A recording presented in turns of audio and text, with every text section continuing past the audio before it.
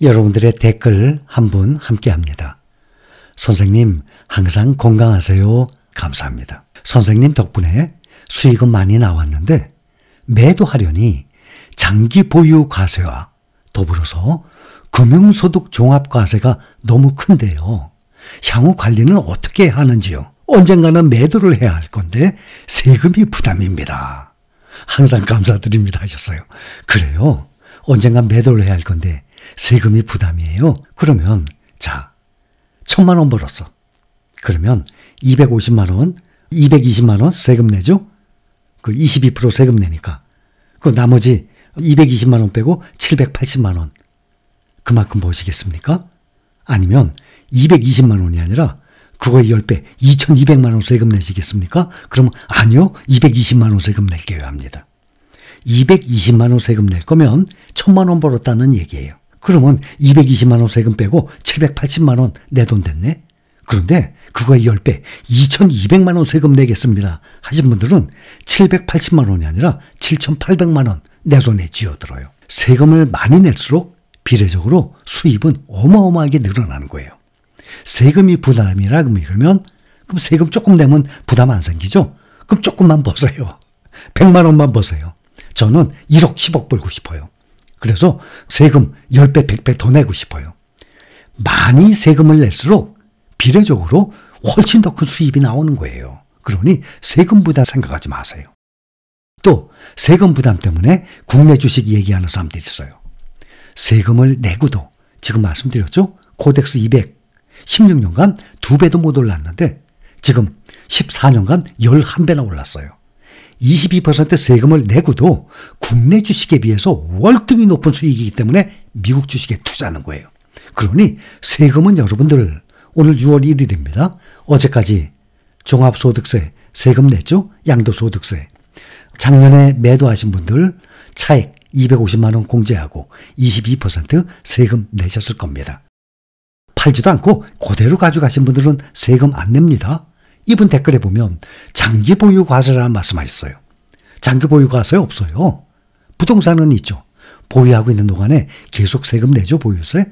주식은요, 얼마 수익을 나든 간에 내가 안 팔면 세금 없어요. 이거는 많은 분들이 알고 계세요. 근데 아직도 모르시는 분들이 간혹 있습니다. 주식의 좋은 점은 얼마 수익 내든 간에 내가 안 팔면 세금 하나도 없어요. 그러니 장기 보유 과세 염려하지 마세요. 없으니까. 또 하나, 금융소득 종합과세를 말씀하셨는데 금융소득 종합과세 없어요. 우리는 대부분 미국 주식에 투자해죠. 달러로 투자하든 원화로 투자하든 같아요. 금융소득 종합과세가 무섭습니다. 만약에 돈 많이 벌잖아요, 주식으로. 그러면 세금 많이 나와요. 금융소득 종합과세. 거기다가 건강보험료까지 몇백만 원씩 한 달에 여러분들 500만 원, 300만 원 건강보험료 낼 수 있습니까? 건강보험료 말이죠. 보통 다 몇십만 원 내죠? 근데 이것이 300만 원, 500만 원씩 내보세요. 정말 눈이 돌아갈 정도입니다. 그런데 금융소득 종합과세하고는 관계없어요. 미국 주식에 투자하면 깨끗해요.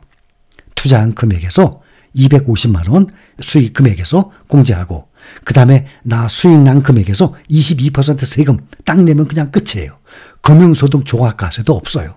장기 보유 과세도 없어요. 그러니 이런 댓글들 보면 그동안의 영상들 쭉 보면 이런 질문을 안 할 텐데 말이죠. 또 새로이 합류하신 분들도 모르시는 분들이 있기 때문에 요즘 국내 종목들 내년부터 세금 낸다고 말이 많죠. 우리는 관계없습니다. 원래 똑같습니다. 그렇게만 생각하시면 됩니다. 국내 은행들 5대 은행 정기 예금이 10조가 넘게 불어났다고 합니다. 한국은행에 따르면 2년 미만 정기 예적금이 지난 6월에만 은행의 수신금리 인상 등 영향으로 9조 5천억 원이 늘었다고 합니다. 예금은행의 순수 저축성 예금 수신금리가 지난 5월 연 3.5%에서 6월 3.65%로 올랐습니다. 우리은행의 우리 첫거래 우대 정기 예금은 우대금리 조건을 충족하면 최대 연 4.1% 금리를 제공하는 등의 4%대 예금 상품 다시 등장을 했다고 합니다. 여러분들은 돈을 어떻게 굴리십니까? 저는 평생을 살아오면서 이자 수익 그걸 보고 이자 수익 때문에 은행에 돈을 넣어둔 적이 단 한 번도 없었기 때문에 은행 이자 수익 또 몇 퍼센트 신경 안 쓰고 있습니다. 저는 은행은 집에 보관하기가 좀 곤란하죠. 아무래도. 그러니 은행에 넣어두는 저는 그런 용도로 사용을 해왔습니다. 혹시 여러분들 중에서도 절약을 해서 열심히 모은 돈을 은행에 계속 넣어둘 사람이 아니라면 주식으로 장기 보유하는 방법이 재산을 불리는데 가장 유리합니다.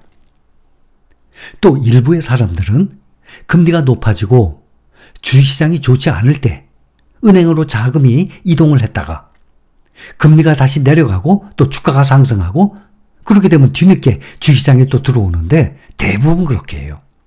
그렇게 해서는 수익을 내기가 힘듭니다. 그 반대로 해야만 됩니다. 금리가 높아서거나 아니면 그 외의 이유들로 인해서 주식시장이 약세장일 때 그때가 기회예요.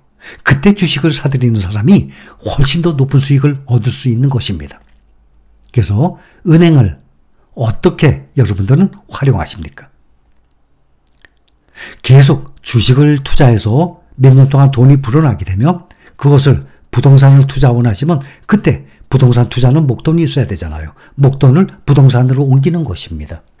그 다음에 또 주식 투자를 했다가 몇 년 동안 그것이 불어나서 또 목돈이 되면 또 부동산으로 옮깁니다. 저는 몇십 년 동안 그런 방법을 해왔습니다. 그러나 지금은 그 반대로 오히려 하려고 생각을 하고 있습니다. 그런데요, 부동산이요, 양도세가 너무 높아요. 그게 문제입니다. 여러분들 중에서도 내 집을 비롯해서 부동산에 투자한 자산 가지고 계신 분들 계시죠? 생각해 보세요. 13년, 현재 여러분들 가지고 있는 집, 13년 전에 얼마였습니까? 2010년에? 근데 지금 13년이 지난 지금 13년에 비해서 2010년, 13년 전에 비해서 몇 배 올랐습니까?